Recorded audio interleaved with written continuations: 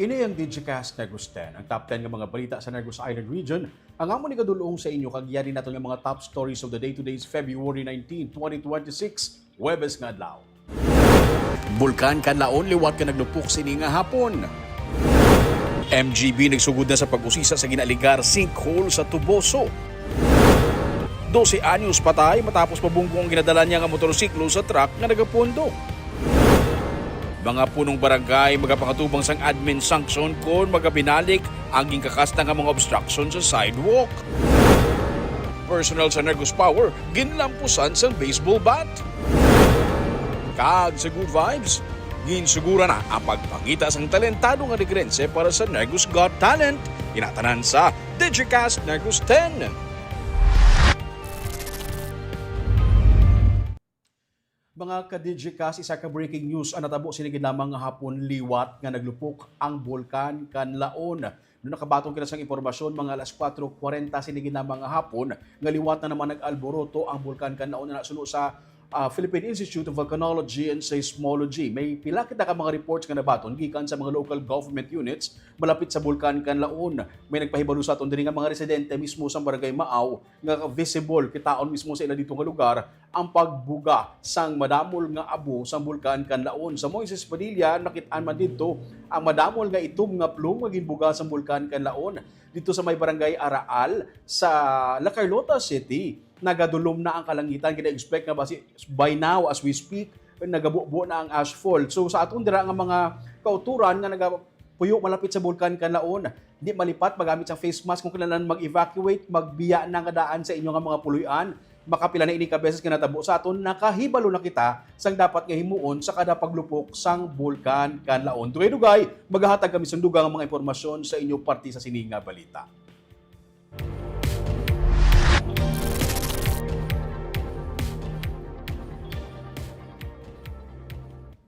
Sa number 10, yara sa Shenmil ka mga kasapatan ang luyag karon na bakunahan sa Bacolod City. Tuyo sa Bacolod City Veterinary Office nga mabakunahan ang sang anti-rabies ang Shenmil ka mga kuring kag ido sa bugos nga syudad. Nagsugod na sang kahapon nga adlaw ang schedule sang house-to-house vaccination program sa Barangay Granada kag magalawig ini tubtob Pebrero 26. Sa record sang CVO, may 80,000 ka mga kasapatan ang nabakunahan sa nagligad nga tuig, kag tuyo naman nila magsaka ini sa 100,000 ka mga bakunado nga sapat sini nga tuig. Mayara na sang isa ka kaso sang rabies gina-record sini nga tuig. Ang indo nga nagpositive sa rabies taga Barangay Vista Alegre. Gisiling ni Mayor Greg Gasataya nga inin nagapadayon nga programa sa syudad agud mas ipalapit ang serbisyo sang gobyerno sa mga nasakpan. Ginaklaro sa CVO nga wala sang bayad o kung libre ang pagbabakuna sa mga kasapatan bangod nagpaina ang syudad sang 6 million pesos agud punduhan ini. Sunod sa Assistant City Veterinarian nga si Dr. Janine Sardu, inyang isa sa mga solusyon agud tapnaon ang pagtaas ang kaso sang rabies sa syudad. Magapadayon ng house-to-house vaccination sa syudad tubtob Agosto kag magapadulong sa iban pa nga mga barangay sa masunod nga mga binulan. Mayor sa Bacolod. Well, this has been going on for since pag-sulod sa aton assistant city vet. No? So ongoing ang operations dito sa old city vet office. And then Subong, Granada, 2-3 days ang ilang libuton sa nagkalain-lain ng mga program. So this is part of the program na implement subong sa aton city vet, no? Which is part sa aton commitment to further improve the services sa ginhatag sa syudad sa Bacolod.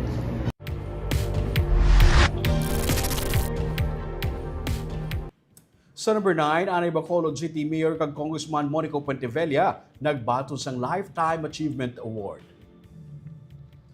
5 tanan ka mga persona ang nagbaton sang dalago o kuna mga 5 ka mga persona ang nagbaton sang award nga may dalago ka mga papel sa Philippine Sports.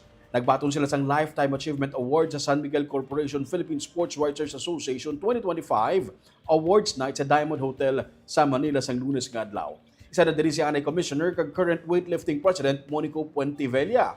Si Puentevilla nga anay alkalde kag kongresista sa Bacolod nagserbi nga PSC commissioner humalin sang 1996 to 2001 antes nagpamuno sa Samahang Weightlifting ng Pilipinas. Sa idalom sa iyang liderato, nakuha ang pinakaunang gold medal sang Pilipinas sa Olympics sa kadalagaan ni Heidelin Diaz ang 2020 Tokyo Games. Ang iban ng mga awardees amo ang 1991 Philippine Davis Cup team, Elorde family sa patagsang boxing, officiating guru nga si Romeo Guevara kag Woman National Master Milagros Mila Emperado.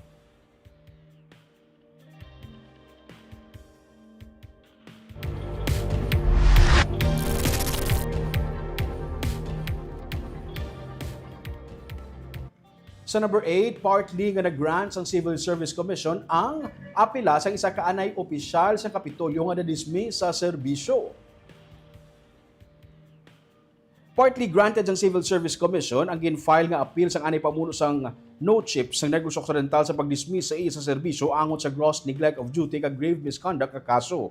January 12, 2026, gin-promulgate sang CSC ang appeal ni Maria Mina Pillejo nga OIC sadto sa Negros Occidental Comprehensive Health Program kag Assistant Provincial Administrator. Gin-modify sang CSC ang desisyon nga ginpapanaog sa November 19, 2021 ni Governor Eugenio Jose Lacson nga nagpamatbat nga guilty si Pillejo sa gross neglect of duty kag grave misconduct kag naga-dismiss sa iya sa serbisyo.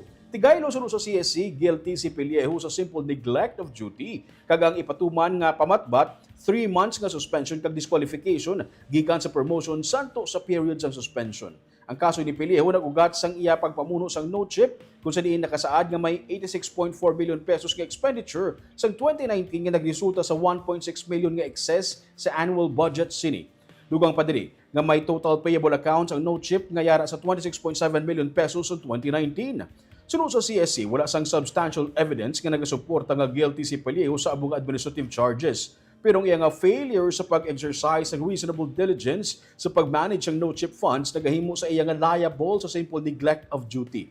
Sunod kay Pillejo, nagapasalamat siya nga matapos ang halos 4 ka tuig nga na-vindicate siya o kung nakalaruhan ang iya nga ngalan kag gikan sa grave administrative charges batok sa iya. Pero padayon ang iya nga pagpangita sa hustisya bangod ang iya nga appeal partly granted lamang. Sunod sa kay Attorney Pearl Montesino, ang abogada ni Pillejo, nag-file sila sa motion for partial reconsideration kay wala sang express ruling angot sa reinstatement ni Pillejo. Nagapati sila nga ang simple neglect of duty wala sang basehan. Sunod kay Provincial Legal Officer Alberto Nelius Jr., nag-notify na sila sa CSC nga mag-file sila sa motion for reconsideration sa ginpapanaog nga desisyon.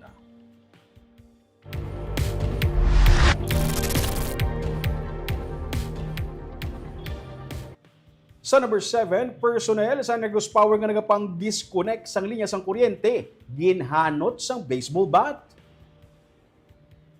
Nakaangkon sang samad sa iyang atiyan ang isa ka personnel sa Negros Power nga nagapang-disconnect sang kuryente matapos siya ginhanot sang baseball bat sang isa ka tambay sa Barangay 16 sa Bacolod City. Sunod sa kay Police Captain Efren Ligada, ang hepe sa Police Station 1, posible nga nasalaan lang ang 34 anyos nga biktima bangod na mangkot ang 23 anyos nga suspect kung nakakilala siya sa iya.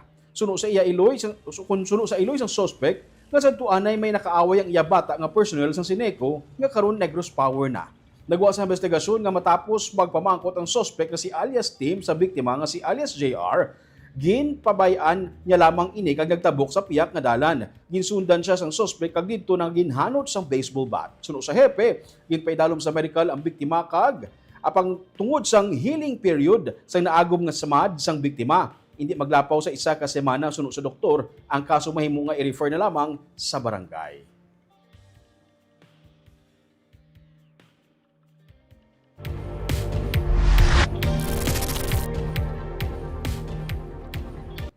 Sa number 6, mga backup commander o station commanders nga wala sila sang accomplishment angot sa anti-illegal drug campaign, mahimo nga i-demote. Iga-demote ni Bacolod City Police Office Director Colonel Eugene De Badumia ang mga station commanders nga wala sang accomplishment sa ginpatuman nga anti-illegal drug campaign. Ginsiling ni De Badumia nga kinahanglanon nga panindugan sa mga commanders ang ilang responsibilidad kag ipakita sa publiko nga sarang nila mahuman ang ilang mga obligasyon, ilabi na sa pagtapna sang illegal nga droga. Dugang pa niya, ang nakit-an nga rason sa kapulisan kun nga nagalapta ang droga kag kriminalidad amo ang pagpabaya sa mga station commanders. Kung hindi maayong performance sa mga station commander, iga-demote sila kag i-assign sa BCPO headquarters. Wala nagakabalaka si Rebadumia kung maislan ang mga commanders bangod madamo sa mga pulis nga yara sa BCPO nga naghandom nga mangin station commander. Sa sulod sa isa ka semana nga nagpungko si Rebadomia bilang city director, yara sa masobra sa 1.7 million pesos nga balor sang illegal nga droga ang nakumpiska sa siyam ka mga buy-bust operations. Ginsiling niya nga dako nga pagpanghangkat sa iya nga liderato ang accomplishments sang anay city director nga si Police Colonel Joresti Coronica sa iya away man kontra sa illegal nga droga. Yes, ma'am. As per instruction by our regional director, damo kita diri sa officers nga naka-standby who wanted to be station commanders. Ato pa sa region, may ipapanaw pa dira sa this coming days ng mga officers who wanted to be station commanders that they want to prove themselves sa public na kaya nila makita. Ito naman po lang pakita actually ng some police officers. Probably some of the personnel nga mga officers natin na hindi nag-perform will be assigned here in city headquarters na. Hindi naman ship out, hindi naman siya kulang na ganit kita sa. But ang ulitin to, we have 59 variants, negative variants in terms sa police commission officers. So ang aton din nga city headquarters needed more police officers but ginapakopot natin sila in officer in charge capacity to man the stations. Then they must prove themselves that they are more than capable to handle the situation.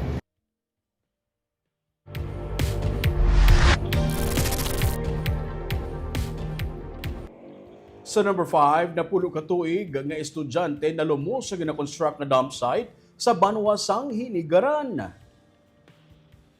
Napatay ang napulo ka tuig nga lalaki matapos malumos sa buho nga may tubig sa ginakayo nga dump site sa sitio na Suli, Barangay Kamalubalo sa Banwasang Hinigaran, Miyerkules ang hapon. Nagwa sa investigasyon sa Hinigaran PNP nga nagkadto sa lugar ang minor de edad nga biktima o pudang iyang mga classmates matapos ang ilang nga buhi sa eskwelahan agud maligo sa may buho nga may unod nga tubig.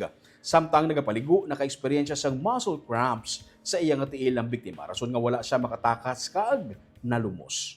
Nagrespondi ang Hinigaran Rescue Team sa lugar kag gindala ang biktima sa Hinigaran Medical Clinic apang gideklarar siya nga dead on arrival.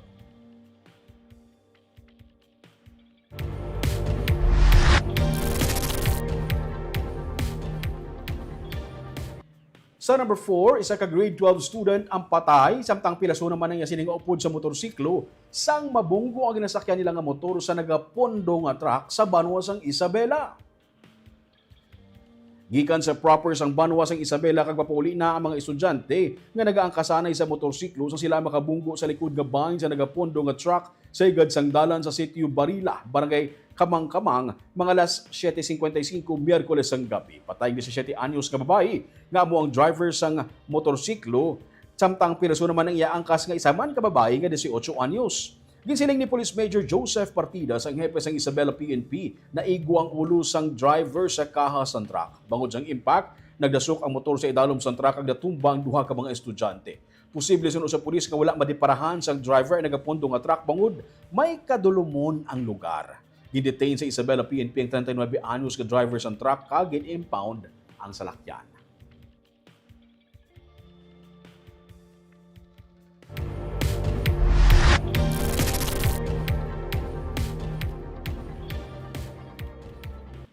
Sa number 3, mga punong barangay posible magapakatubang sang administrative sanction kung liwat na naman nga magabalik sa sidewalk ang mga nahimos na nga mga obstruction.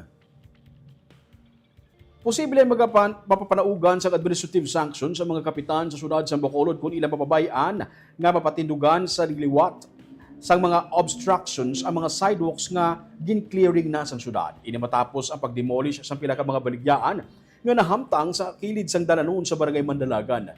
Ginapahanumdum ni Mayor Greg sa taya nga responsibilidad na sa mga kapitan nga i-maintain nga matauhay ang mga sidewalks nga una na nga nalimpiwan sang City Legal Office. Dugang pa niya, kinahanglan nga siguruhon sa mga kapitan nga hindi na magbinalik pa ang mga illegal nga structure sa kilid sang dalan, bugod ini nagatuga sang traffic kag bungguanay. Matapos ang demolition sa Barangay Mandalagan, nagpaatag na sang post-demolition report ang City Legal Office sa barangay. Sa Next Republic Act 7279 upon ang Urban Development and Housing Act of 1992, sarang mahatagan sa nagakaigo nga sanction ang barangay kung sa diin hindi sila magsunod sa amo nga mandato. May mga barangay tanod kag mga katapos sa Bacolod Traffic and Transport Management Department ang natalana nga magbantay sa mga sidewalks nga gin-clear na sa syudad agud masiguro nga wala na sang illegal structures nga magatindog. Gin-instruct naman ito ng City Legal Office na ibalik sila and i-turn over na sa barangay ang pag-maintain. Okay, once hindi mag-maintain ang barangay, then definitely administrative sanctions will be implemented sa ila. Okay, na-clear na sa syudad, dapat ang pag-maintain sa obligasyon na sa mga barangay. Kaya kadamo na kami sang na-clear, galing kigabalik, hindi pwede nga kami pang syudad ang tatanan mo, so may obligasyon na sa barangay. So we will advise the City Legal Office to inform the respective barangays.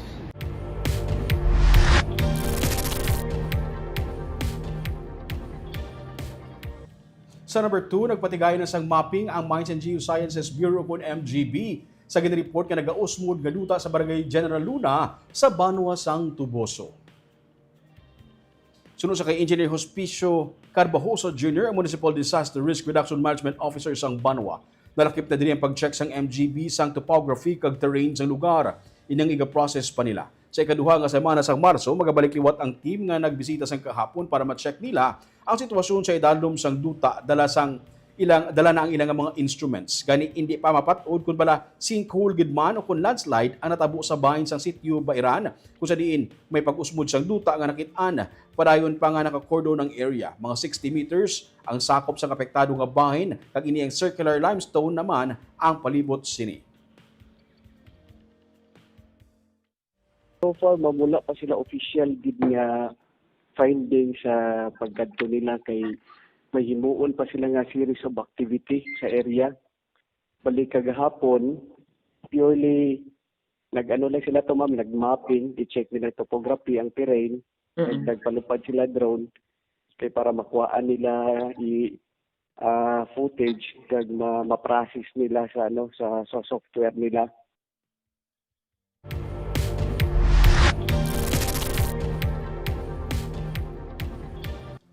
Kag sa numero 1 sa mga balita, subong adlaw. Liwat na naman nga naglupok ang bulkan Kanlaon, sinigid lamang nga hapon. Sa sini nga video nga kuha ni Nori Rivera, makit-an ang nagaitom nga plume sa ibabaw sang bulkan Kanlaon mga alas 4:40 sinigid lamang nga hapon. Ang ini naman nga video kuha sa Banwa sang Moises Padilla ni Rod Garcia, makit-an man didto ang nagataas nga plume gikan sa bulkan matapos ini nga maglupok. Pati sa Banwa sang Don Salvador Benedicto, may gid-report man nga site kung kitaon pa didto suno sa mga residente sa dito sa Don Salvador Benedicto nga kitaon pa ang maitom nga aso. Gikaon nga abo nga ginabugasang kabulkan Kanlaon. Sa video naman nga kuha ni Kagawad Bernie Rojo sa Barangay Araal sa Lacarota City, makit-an nga duhalos matabunan ang barangay sa sini nga plume o kung abo nga ginbugas ang bulkan Kanlaon. Nagdulom ang kalangitan matapos ang paglupok sa bulkan Kanlaon sinigid lamang nga hapon. Sa latest nga report gikan sa Philippine Institute of Volcanology and Seismology, ginkabig nga moderately explosive eruption sa Summit Crater sang Kanlaon ang natabo alas 4:38 sinigid lamang nga hapon, Pebrero 19, 2026. Naglawig sang 2 ka minutos ang amo nga explosive eruption base man sa seismic record. Ang ini nga hitabo nag-generate sang dark gray nga eruption plume nga nagtaas sang 2,000 meters sa ibabaw sang crater antes na naog pa southwest. Pyroclastic Density Current or PDC descended o kung nagpanaog na dagdag ini mga PDC sa southern kag southwestern upper slopes sa sulod sang 1 kilometer sang summit sa crater sang bulkan. Base ini sa record sang IP camera sang Kanlaon Volcano Network.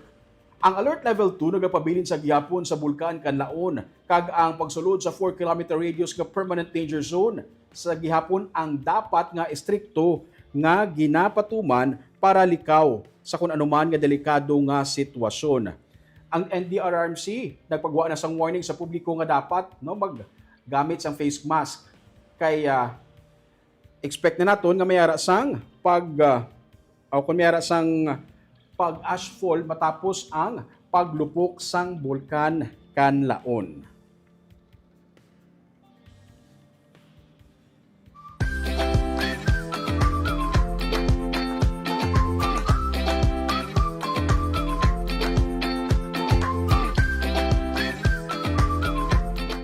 Kag sa good vibes, ginsugura na ang pagpangita sa talented nga Negrense. Ginsugura na sa Northern Negros ang pagpangita para sa Negros Got Talent. Yaring report.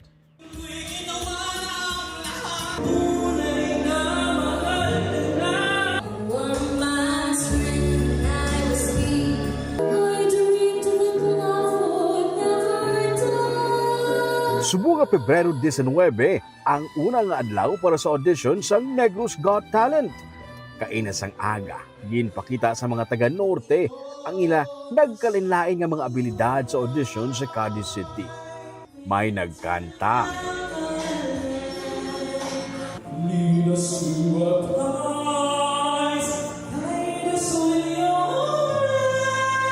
May mga nagtukar sang instruments. Bata man o kung tigulang, nagalaom, nga mapaambit ang ilang mga talento sa kasubong Manila nga mga Negrense. Welcome kutob sa may mga pinasahi nga mga talento diri.